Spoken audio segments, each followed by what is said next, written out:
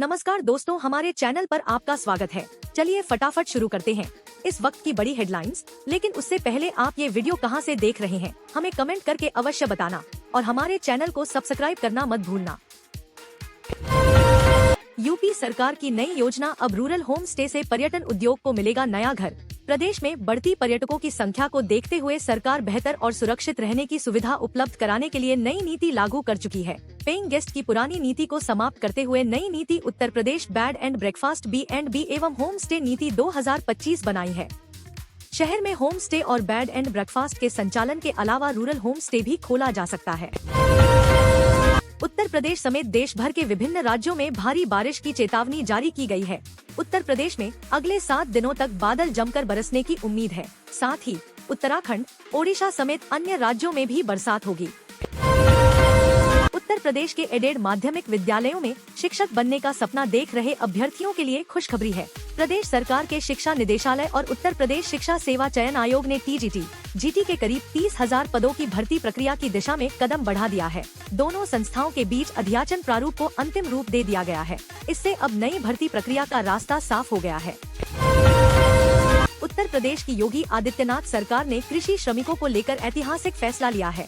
राज्य सरकार ने कृषि से जुड़े श्रमिकों की न्यूनतम मजदूरी दरों में बढ़ोतरी की है, जिससे लाखों परिवारों को सीधा लाभ मिलेगा। अब कृषि श्रमिकों को प्रतिदिन 252 रुपए या मासिक 6,552 रुपए का वेतन मिलेगा। पशुपालन, मधुमक्खी पालन, मशरूम उत्पादन जैसे कार्यों को भी कृषि श्रम की कैटेगरी में रखा गया है। PM किसान सम्मान योजना, यूपी में 5 लाख किसानों के खाते में नहीं आएंगे 2,000 रुपए, उल्टा होगी वसूली। उत्तर प्रदेश से वेरिफिकेशन ड्राइव में पात्र नहीं होने के बावजूद PM किसान सम्मान निधि योजना का लाभ लेने का मामला सामने आया है। यूपी में 5 लाख से ज्यादा ऐसे किसानों के नाम सामने आए हैं, जिनके नाम PM किसान सम्मान योजना से कटने वाले हैं। इन अपात्र किसानों के खाते में PM किसान सम्मान निधि योजना की 20वीं किस्त का पैसा नहीं आएगा। उत्तर प्रदेश सरकार ने 1993 बैच के 2 वरिष्ठ IAS अधिकारियों आलोक कुमार द्वितीय और वीना कुमारी मीना को अपर मुख्य सचिव के पद पर पदोन्नति दी गई है। इस संबंध में गुरुवार को विभागीय प्रोन्नति समिति की बैठक में सहमति बनी, जिसके बाद औपचारिक आदेश जारी कर दिए गए। योगी आदित्यनाथ सरकार बाढ़ को लेकर गंभीर, प्रभावितों को राहत सहायता के लिए 55 करोड़ रुपए मंजूर। CM योगी आदित्यनाथ ने राहत व बचाव कार्य तेज करने और आवश्यक सेवाओं की उपलब्धता सुनिश्चित करने के निर्देश दिए हैं।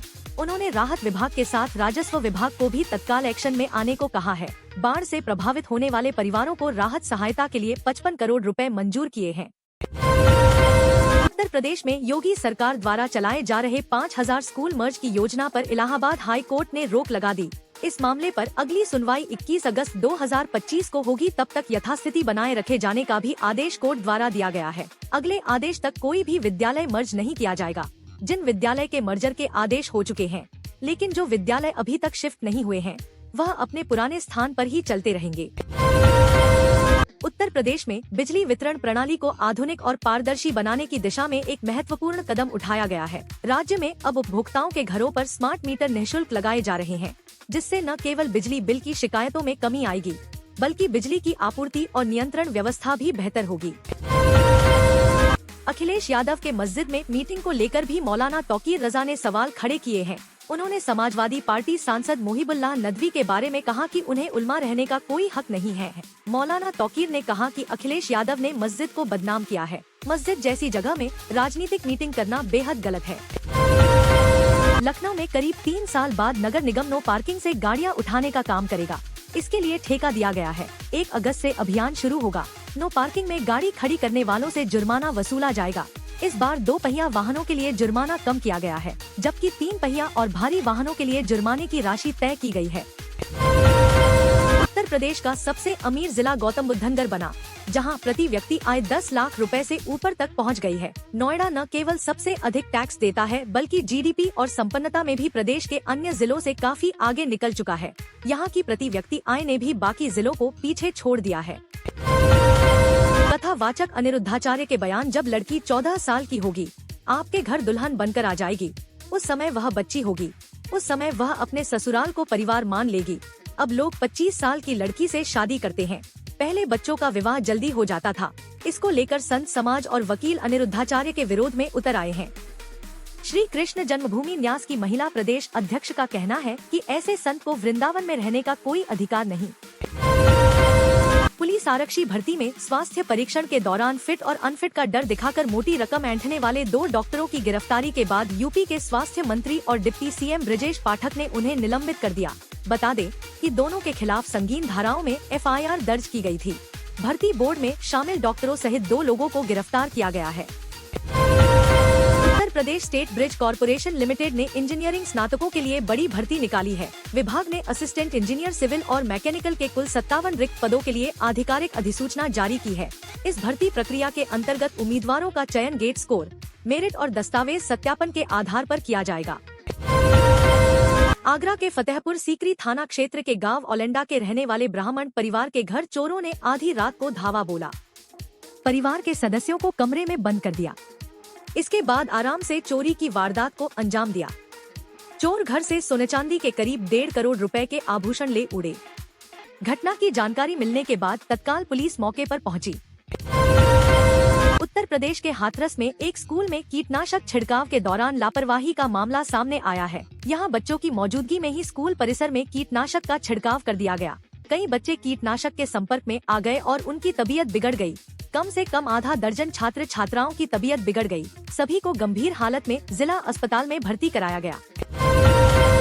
इजराइल और हमास युद्ध के चलते इजराइल में सैकड़ों की संख्या में इमारतें तबाह हो गयीं, सड़कें टूट गयीं और महत्वपूर्ण भवनों को काफी नुकसान पहुंचा।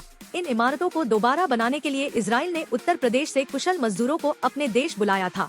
इन मजदूरों ने इजराइल में काम करके पिछले साल 2024 में 1400 करोड़ रुपए अपने घर भेजे।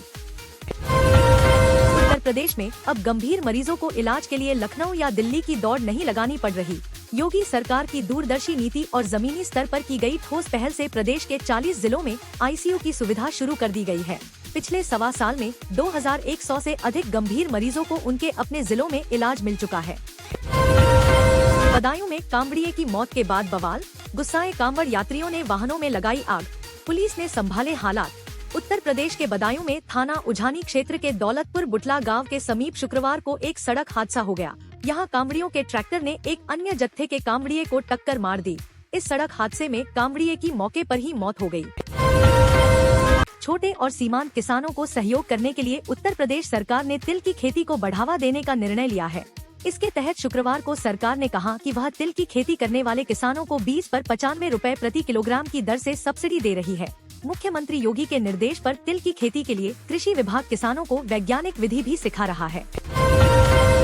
पीएम मोदी का मालदीव पहुंचने पर भव्य स्वागत, राष्ट्रपति मुइज्जू के साथ की बैठक। पीएम मोदी अपनी 2 दिवसीय यात्रा पर कल मालदीव पहुंचे।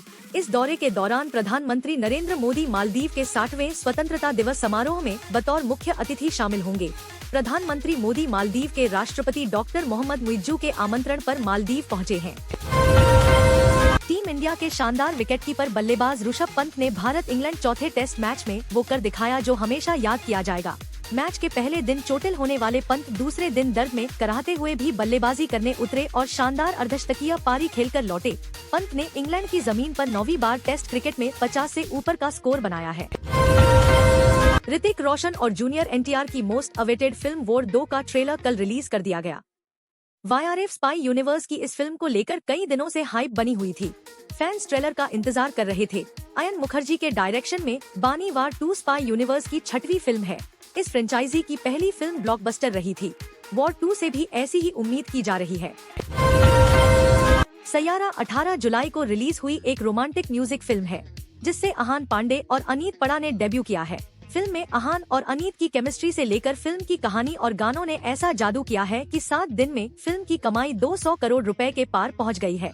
इस फिल्म ने अजय देवगन की रेड 2 को भी पछाड़ दिया है।